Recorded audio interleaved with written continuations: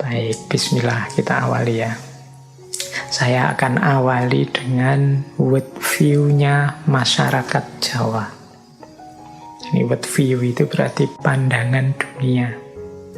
Bagaimana cara orang Jawa melihat dunia ini, bahkan bagaimana cara dia hidup dengan pandangan dunia itu.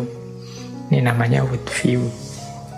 Dalam catatan saya, ini saya mengambil beberapa referensi, baik kajian-kajian tokoh-tokoh dari Indonesia sendiri maupun dari luar yang meneliti budaya Jawa. Dalam catatan saya setidaknya ada 7 gaya hidup orang Jawa. Yang ini bisa dikatakan world view-nya. World view itu cara orang Jawa melihat dunia. Ciri yang pertama, orang Jawa itu orientasinya pasti ketuhanan. Jadi ketuhanan itu berarti dalam sejarahnya masyarakat Jawa itu hakikatnya selalu punya Tuhan. Ya, kalau bahasa agama selalu beriman, selalu punya kepercayaan kepada apa yang dianggap diposisikan sebagai Tuhan. Bahkan sejak sebelum masuknya agama-agama yang kita kenal hari ini, masyarakat Jawa itu sudah punya keyakinan adanya sesuatu yang maha besar, maha luar biasa yang hari ini kita sebut Tuhan. Jadi world view masyarakat Jawa yang pertama itu world view ketuhanan. Makanya kita punya Pancasila yang sila pertama itu ketuhanan, yang dalam sejarahnya selalu kita diceritai bahwa Pancasila itu digali dari budaya bangsa kita sendiri. Ya tidak salah, karena memang misalnya masyarakat Jawa ini basis hidupnya sejak awal ya ketuhanan ini. Jadi kalau mengikuti basis world view kita, ya orang Jawa itu ya rasanya tidak pantas, tidak sesuai kalau dia misalnya punya gaya ateis, apa punya gaya agnostik, anti Tuhan. Itu rasanya tidak nyambung dengan identitas genuinnya yang dulu dikembangkan oleh nenek moyang bangsa Jawa, yang selalu saja percaya pada Tuhan dan berketuhanan. Ini ciri yang pertama. Ini boleh dibaca dalam sejarah-sejarah, atau kalau teman-teman mau ya di babat-babat itu selalu narasinya manusia yang utama itu manusia yang beriman, percaya, dan menomorsatukan Tuhan dalam hidupnya. World view yang kedua, ini saya pakai istilah takdir. Biasanya di serat-serat, di babat-babat itu pakai istilah rilo dan rimo. Jadi orang Jawa itu menyikapi apapun yang terjadi, fenomena apapun yang oleh Allah ditakdirkan muncul untuk diterima dan direlakan. Jadi ini pandangan, ya kalau dalam bahasa agama jadinya pandangan tentang takdir, tentang kenyataan hidup. Banyak kalau teman-teman menggali serat, menggali babat-babat, menggali naskah-naskah kuno, itu banyak sekali anjuran untuk rilo dan nerimo. Jadi rela dan menerima apapun keputusan Tuhan terhadap hidup ini. Ini mungkin perlu dilanjutkan, rela dan nerima ini bukan berarti pasrah diam saja. Rela dan nerima ini mungkin lebih pasnya diartikan sebagai pengakuan terhadap kenyataan yang memang sudah terjadi. Banyak orang yang menyangkal, denial. Jadi denial itu misalnya sudah jelas dia sakit, tidak mau ngaku dia sakit. Akhirnya karena tidak ngaku sakit, tidak mau berobat. Ya akhirnya sakitnya tambah parah. Ini namanya denial, orang yang menyangkal kenyataan. sudah jelas salah, tidak mau ngaku salah, nah itu biasanya terus ya tidak mungkin ada perbaikan, wong dia tidak mau ngaku salah. Jadi kalau lemah ya ngaku saja lemah, tapi kan bukan berarti terus pasrah saja. Ketika sudah menerima kenyataan diri, wah saya ini lemah, berusaha untuk jadi kuat. Wah saya kok salah ya, diakui bahwa saya ini memang salah, tapi kemudian berusaha untuk memperbaiki diri. Jadi menerima situasi, rela dengan situasi bukan berarti pasrah, tidak mau berjuang lagi. Ini dua hal yang berbeda. Jadi aspek worldview yang kedua ini adalah idealisme orang Jawa untuk selalu nerimo dan relo. Kita terima dulu, kita akui dulu kenyataan hidup kita. Baru setelah itu kita idealkan, kita rumuskan targetnya mau kemana. Nah, itu ciri yang kedua. Ciri yang ketiga, masyarakat Jawa itu punya wawasan bahwa alam semesta ini tidak hanya berisi hal-hal yang fisik material, tapi juga berisi hal-hal yang immaterial dan supranatural. Ini pandangan dunia khas timur sebenarnya. Biasanya dibedakan dengan pandangan dunia gaya barat. Kalau orang barat itu sering disebut, barat modern khususnya, cara berpikirnya positivistik. Hanya percaya alam yang bisa dilihat, bisa diakses oleh panca indera. Yang tidak bisa diakses dianggap tidak ada gunanya, dianggap omong kosong saja. Nah, dunia timur termasuk Jawa, sebenarnya juga termasuk dalam agama kita, Islam, itu menerima tidak hanya alam fisik tapi juga alam metafisik. Kalau dalam bahasa Arab ya sering alam metafisik ini disebut alam ghaib. Jadi di dunia timur yang diterima itu alamul ghaib wasyahadah, alam metafisik dan fisik, tidak hanya alam syahadah saja. Yang orang Jawa juga begitu.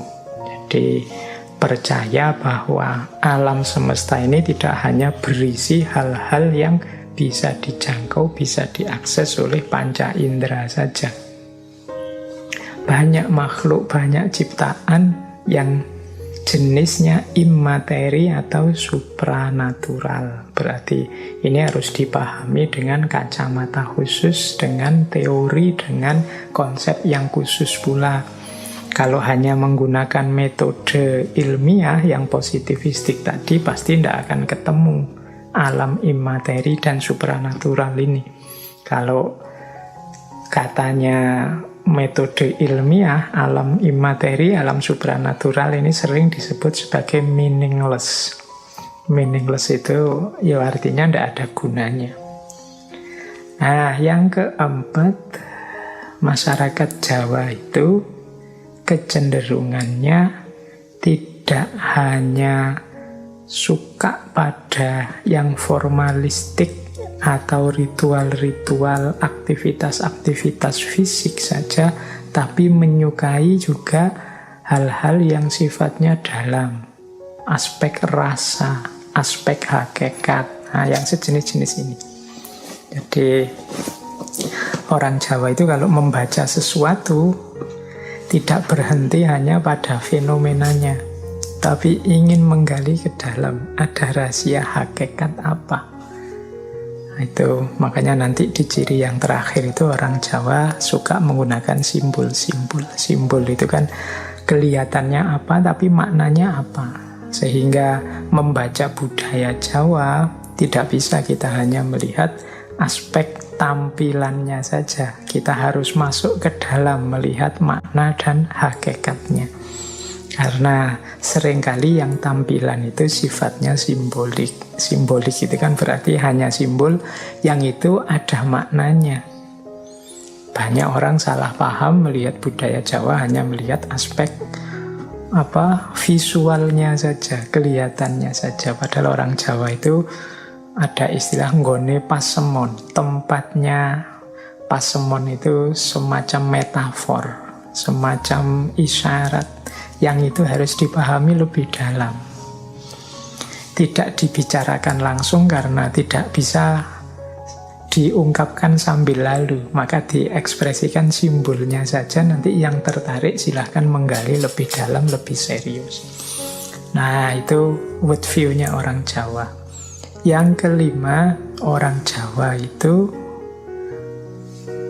sangat mencintai, sangat menyukai tata krama, kesusilaan. Jadi terhadap apapun dan siapapun harus dihormati dan ada pola-pola, cara-cara penghormatannya. Kalau bahasa agama ya adab. Jadi terhadap segala sesuatu itu ada adabnya. Ya adab ini selalu dilatar belakangi oleh akhlak. Makanya tema kita bulan ini gitu kan, saya menyebutnya akhlak terhadap alam. Jadi perilaku kita di hadapan alam. Nah, ini orang Jawa biasanya manifestasinya ya perilaku-perilaku yang menggambarkan kesusilaan, toto kromo, subo, sito, dan yang sejenis itu. Jadi orang Jawa merumuskan secara detail bagaimana cara menghargai yang lain sesuai level-levelnya. Baik lewat gestur, lewat kata-kata, maupun lewat kode etik resmi dalam acara-acara kegiatan-kegiatan resmi. Nah, itu diantara cirinya. Yang teman-teman hafal terkenal sekali kan dalam aspek bicara. Orang Jawa itu ada bicara gaya ngoko, ada bicara gaya kromo, ada bicara gaya kromo inggil. Ini kan berbeda objek yang dihadapi, berbeda cara penghargaannya. Ini jadi world view gaya Jawa yang kelima itu aspek kesusilaannya. Kemudian yang keenam, orang Jawa itu suka kebersamaan, gotong royong, guyub rukun. Yang penting ngumpul bareng-bareng, rukun, seneng susah bersama. Makanya teman-teman mungkin sering dengar ada peribahasa mangan ora mangan ngumpul kan gitu.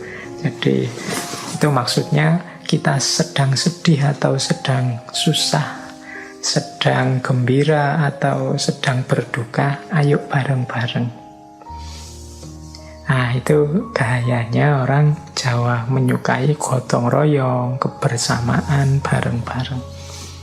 Dan yang ketujuh, world view-nya orang Jawa itu suka dengan simbolisme-simbolisme. Seperti saya bilang tadi, orang Jawa itu nggone pasemon. Kadang-kadang ingin mengungkapkan sesuatu pakai isyarat-isyarat, ingin menyatakan sesuatu menggunakan simbol-simbol. Ini banyak dulu dilakukan oleh nenek moyang kita, termasuk para wali ketika mengajarkan Islam pada masyarakat. Itu kan juga pakai simbol-simbol, karena mereka tahu orang Jawa itu tempatnya simbol-simbol. Jadi tidak bisa ekspresi-ekspresi budaya Jawa itu hanya dibaca di level tampilannya saja. Kalau di level tampilannya saja mungkin kita bisa salah paham, nanti bisa nuduh macam-macam. Mungkin budaya Jawa tidak manusiawi lah, atau tidak agamis lah, atau tidak apalah. Itu mungkin karena kita membacanya hanya di level simbolismenya, tidak masuk sampai ke dalam. Nah, dengan 7 world view inilah nanti orang Jawa menyikapi alam dan dunia sekelilingnya. Sampai di sini mungkin sudah bisa dibayangkan gaya seperti apa yang akan dihidupkan oleh masyarakat Jawa berhadapan dengan alam semesta. Kalau teman-teman kembali ke minggu lalu ketika kita belajar Sayyid Hussein Nasr, inilah sebenarnya yang oleh Sayyid Hussein Nasr disebut kearifan perennial. Ini yang disebut tradition. Jadi kearifan-kearifan lama yang oleh orang modern sering disisihkan, dilupakan. Dianggap mungkin tidak ilmiah, dianggap mungkin tidak masuk akal, dan lain sebagainya. Padahal di balik worldview ini tersimpan solusi-solusi dari banyak problem peradaban kita hari ini. Baik, kita lanjutkan. Nah, dari situlah nanti muncul antara lain konsep memayu hayuning bawono.